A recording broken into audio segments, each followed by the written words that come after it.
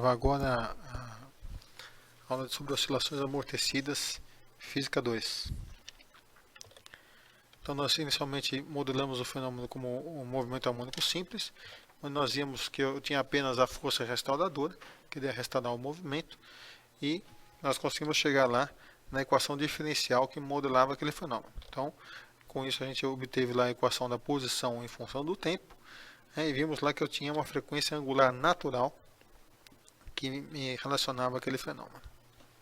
Olha, nós vamos passar agora a considerar que o meu sistema, massa-mola, está preso a uma haste, e essa haste está imersa num líquido que vai promover um amortecimento nesse movimento. Então eu tenho lá um fator de amortecimento. O que vai aparecer então? Além da força restauradora que eu tenho no movimento, eu vou ter uma força viscosa que vai se opor ao movimento. Essa força viscosa é dada pela relação menos B vezes V, ou seja, depende da velocidade do movimento e depende de um coeficiente de viscosidade do meio. Quando eu faço o modelamento, então eu vou ter somatório de forças igual a massa vezes aceleração. Portanto, menos Kx menos BV, ou seja, força da mola mais força viscosa, é igual a massa vezes aceleração. Ao isolar os termos, eu obtenho então a equação diferencial de segunda ordem.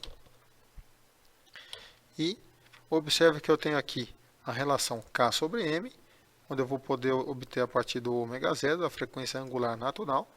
E tem uma relação aqui B sobre 2M, B sobre M, que eu vou substituir por gama igual a B sobre 2M, onde esse gama é chamado fator de amortecimento. Ao fazer isso, eu chego então numa equação diferencial de segunda ordem, onde eu tenho aqui, vamos definir um gama, que é a frequência angular, que vai depender da frequência angular natural e do fator de amortecimento. Como eu tenho uma equação de segundo grau, observe que o resultado vai depender diretamente dessa relação entre o ômega zero e o gama. Então, enquanto no movimento harmônico simples eu tenho um período natural, na oscilação amortecida eu vou ter o que nós chamamos de pseudo-período. Enquanto aqui eu dependo unicamente da frequência angular natural, aqui eu vou depender da frequência angular natural e do fator de amortecimento. Ok? Eu vou passar a ter então três possibilidades.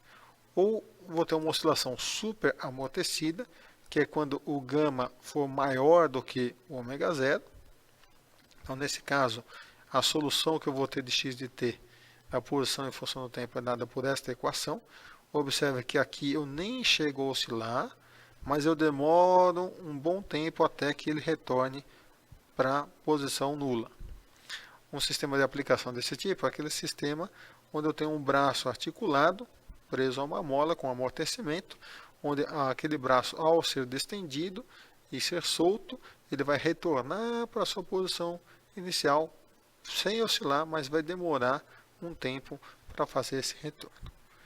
A segunda solução que eu tenho é a chamada oscilação criticamente amortecida.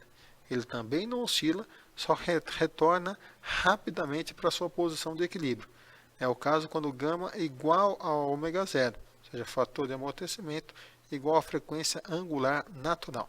Nesse caso, a solução é dada por esta equação de x de t, e uma aplicação desse tipo é uma aplicação, por exemplo, de um canhão, que está sendo disparado, um projétil.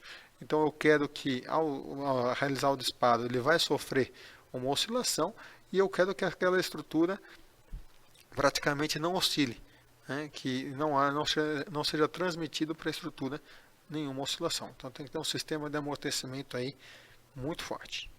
A terceira solução é aquela onde o gama é menor do que o ômega zero. Nesse caso eu vou chamar de oscilação subamortecida.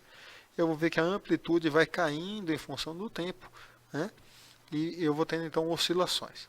Observe que essa equação aqui é praticamente igual à do MHS, só que agora aqui eu tenho que levar em conta um decaimento exponencial. Observe que a minha amplitude ela vai cair segundo esse decaimento exponencial, segundo essa envoltória, tanto no lado positivo quanto no lado negativo da minha oscilação. Ok? Tudo bem? Um exemplo desse tipo é o amortecedor que eu tenho no carro, onde a roda, ao passar lá por uma deformação na pista, vai transmitir aquela oscilação para esse amortecedor, e esse amortecedor vai fazer com que a energia seja dissipada mais lentamente e com isso você não sinta ali a pessoa que está dentro do veículo, não sinta o movimento, né? Ok? Tudo bem? Então é isso daí. Vocês vão agora praticar alguns exercícios para reforçar esses conceitos. A principal coisa que eu tenho que observar é que agora eu tenho uma força dissipativa, logo eu vou ter uma perda de energia ao longo desse movimento, a amplitude não mais se conserva e eu passo a ter agora 3 soluções possíveis para um oscilador amortecido. Ok? É isso daí e até mais.